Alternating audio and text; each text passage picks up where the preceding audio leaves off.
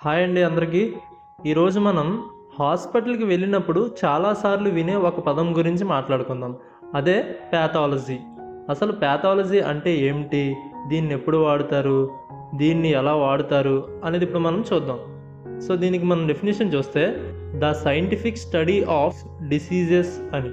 అంటే రోగాల కారణాలు, వాటి ప్రభావాలు, శరీరంలో జరిగే మార్పులు, రోగ లక్షణాలు, రోగ నిర్ధారణ గురించి అధ్యయనం చేసే శాస్త్రాన్నే ప్యాథాలజీ అంటారనమాట.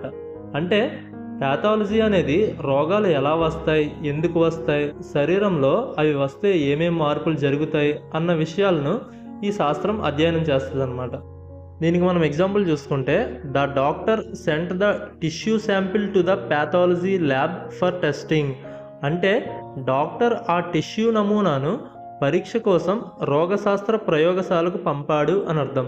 అంటే ఒక రోగి ఎందుకు అనారోగ్యం అయ్యాడు, లోపల ఏం తప్పు జరుగుతోంది, దానికి ఆధారం ఇచ్చేదే ప్యాథాలజీ అనమాట. అందుకే డాక్టర్ ముందుగా టెస్ట్ చేయించండి అంటారు.